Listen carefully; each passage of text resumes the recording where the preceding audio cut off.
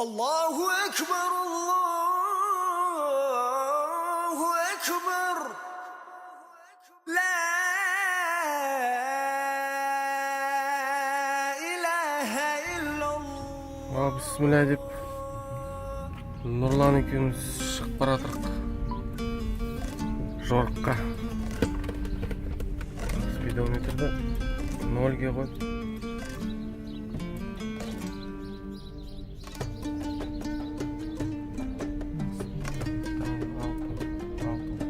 Ақтөбе облысы Темір мен Ойыл аудандарымен шектесек бастау алатын Ойыл өзені бар. Сол Ойыл өзені бойымен жағалай отырып тарихи мәдени ескерткіштерге анықтау сапарға аттанғалы жатырмыз. Ақтөбе қаласынан.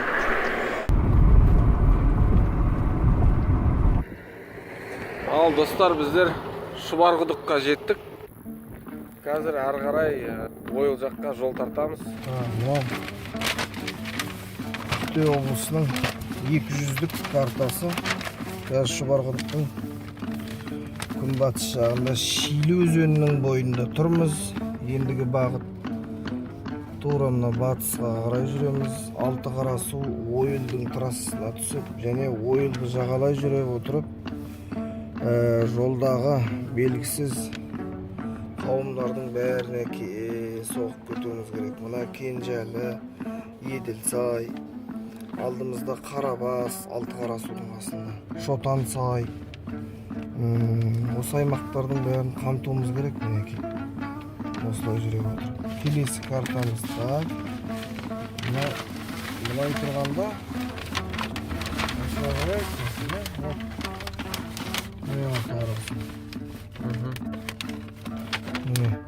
Міне Қарабас қорымы.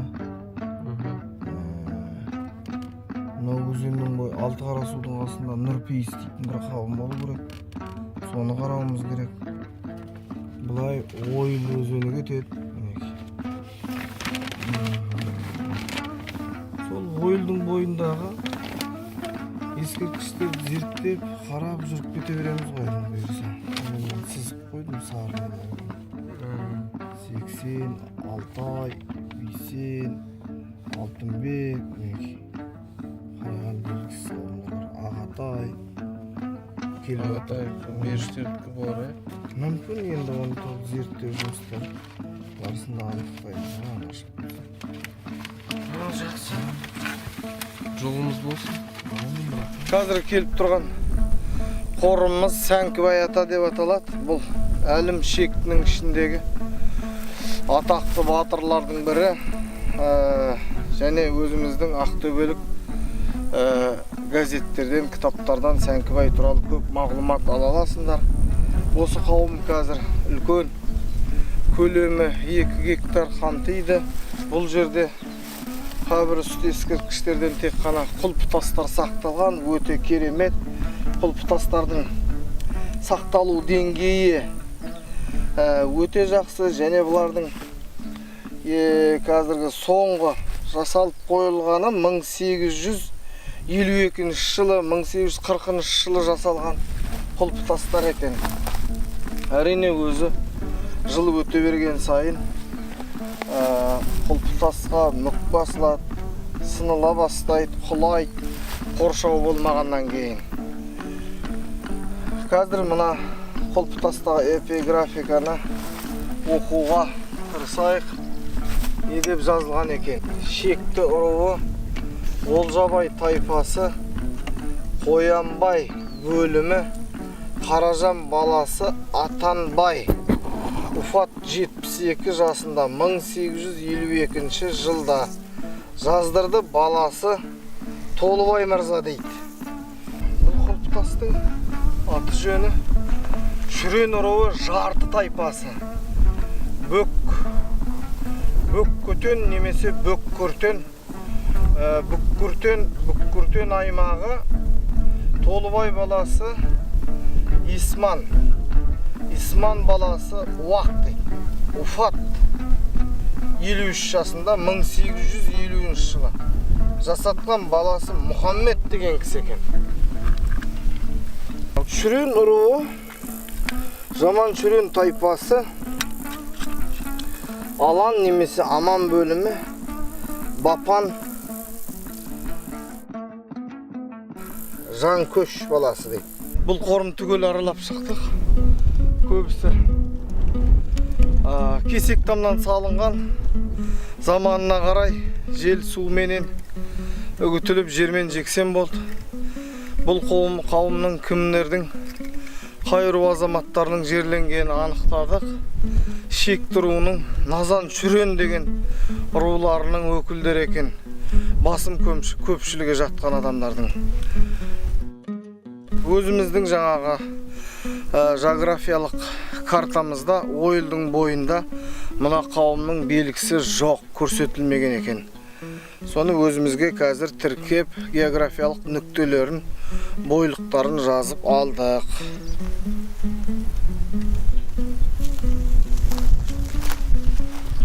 Ал құрметті достар, біздер Шәутім ата деген қорымға келдік.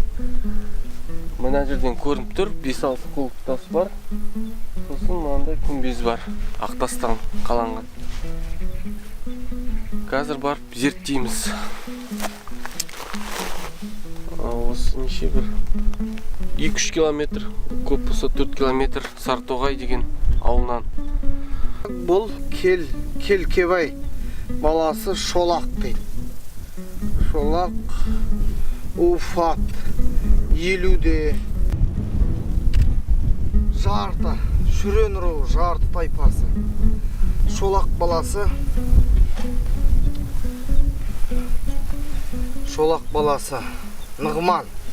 Нұғман дейді. Уфат 26 жасында 1875 санда дейді. Жаздырды ағасы Қос Отар дейді.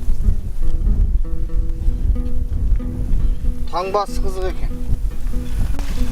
Мына Шүрен руының жарты тайпасының таңбасын алғашқы көріп отырмын. Мына Қошқар мүйіз деп аталады ғой. Шүрен руы жарты тайпасы Шолақ баласы Әлмен Уфат дейді. Нұғман Әлмен Уфат 22-де жаздырды ағасы Қос Отар дейді. Шәутім ата қорымы мына ойыл жағасының бойында Ұлы Биік төбенің басында орналасқан. Көбісі жарты шүрендер екен. Мына шетте тұрған құлпытасты қазір оқиды. Бұл Адай руы балықшы тайпасы Мәмбет бөлімі Аймұхаммед Шопанұлы 53 жасында қайтыс болған екен. Мына бейт деген осы ата-бабамыздың бейті осы жерде тұрған ата-әкешіміз айтты, біз нақты білмейміз осы. Бірақ осы сияқты тұрғылықты адамымыз. Енді осы бейттерді арабша жазылған, өткіл кезінде арабша жазылып қалған осы. Тосын білмейміз. Мына енді Құмды деген жер мекен. Мына яғында ескі құмдың жерлері, үйі бар. Ана жерде үлкен төбе бар. Бөгей деген, Бөгей шоқы деп аталады. Үлкен төбе, құмы, жайсаң құмы, үлкен құм етегінде. Өзі үлкен тау бірақ, үлкен.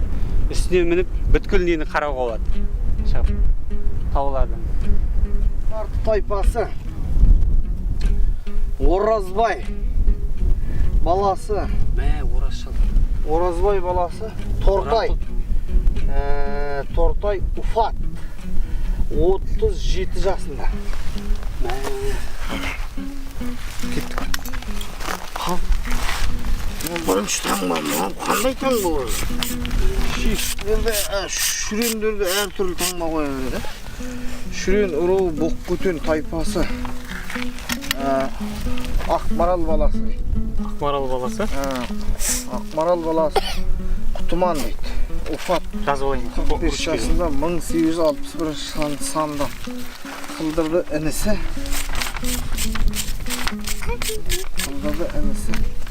Мәндір мырза дейді. Ақмарал баласы. Иә. Кімде? Ақмарал баласы Құтман. Тұман.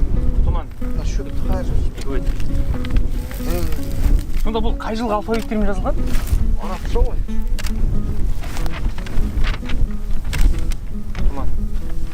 Неше жасында қайтыс болды дейді? 45 жасында 1861 жылы. Алардың асты табылмады. Мына мен шалдарын қояды.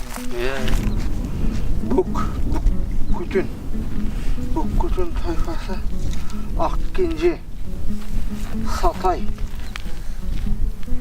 Жұматы, Уфат. Әйел адам да. Асатайдың әйелі бұл Ақкенже деген. Ақкенже Сатай әйелі ма? Иә. Ол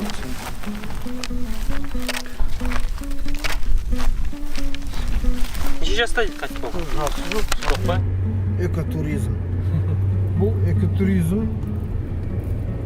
Енді Нұрлан жап-жаңа нені өтіп кеттік қой, бөкей шоқы. Иә. Соның аңыздары бар ма? Мен сол аңыздарды осы ауылдың жергілікті тұрғындарынан, өлкетанушыларынан этнографиялық экспедиция өткізу керек, зерттеу керек. Мен енді ойлаймын, ойылдың бойы шүйгін, шөбі жақсы жер. Баяғы Бөкей ханның Орынборға және бағыттап баратын жолдың бойында осы араға жайлауға қыраттың басында отырған жері болар. Тектен тек Бөкей деп аталмайды ғой қыраттың басы.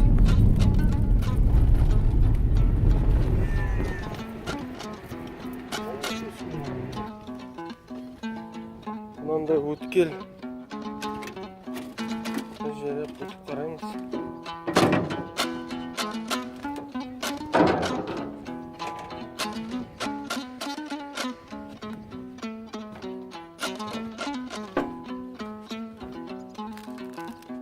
Балық көп екен, қара.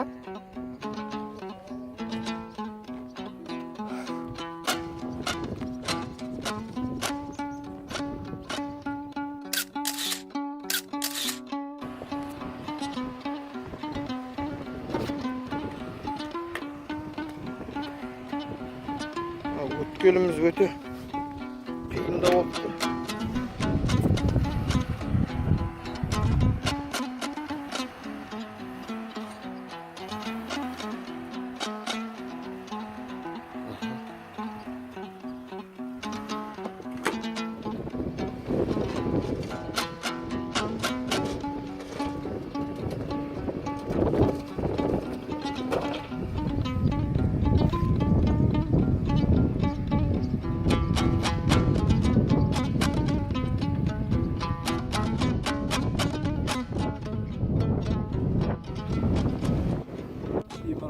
Алтықарасу ауылындамыз. Сол ауылдың шығыс бағытындағы қауым мекені. Сол қауымның дәл ортасында бір құлпытастың жазуы қазір оқимыз. Жаппас руы Беспалуан бөлімі Қашарбай баласы Еділ Уфат деп 9-да Қылдырды әкесі Қашарбай 1877 жылы қайтыс болған 9 жаста. Ожырай руы Мәмбет тайпасы Шөне баласы Өтегел Уфат 55-те яздырды. Інісі Толыбай 1876 жылы. Бұл құлпытас өте ерекше екен. Және өте сәулетті салған әдемі. Осындай құлпытастарды мен Ақтөбе облысының Қобда ауданы Абат Бойтақта кездестірдім. Бұл құлпытас жүздің ішіндегі әлім кете. Бұл байқошқар қабақ немесе халық тайпасы дейді.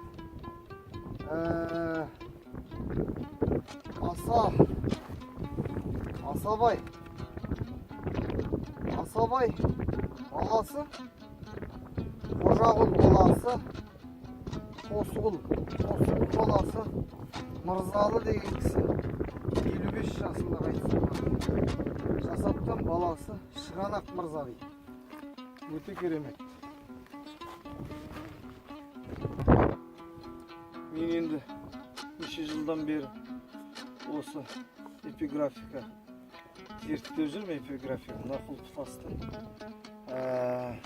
жазуында 1775 жылға алғашқы бірінші рет көруім.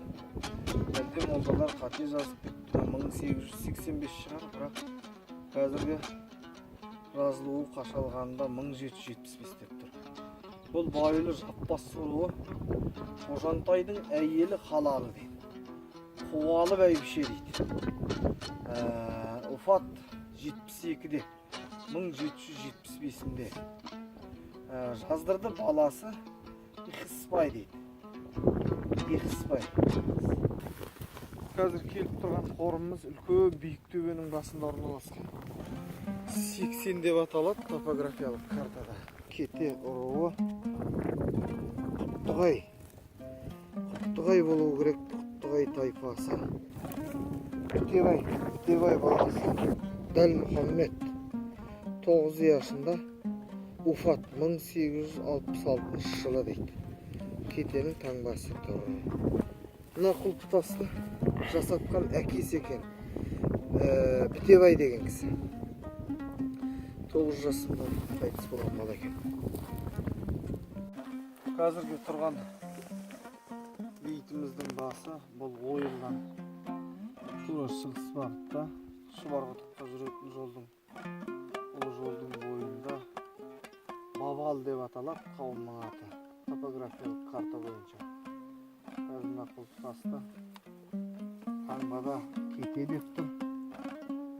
Кете ұруы қай тайпасы екен шежіреден қарау керек, дұрыс анық көрінбейді бірақ. Нұрын тайпасы Қатен баласы Елбай дейді. Уфат 37 жасында 1856 санда дейді. Яздырды інісі Мәкен Мырза деген кісі жаздыртқан екен. Жасатқан құлпытасты.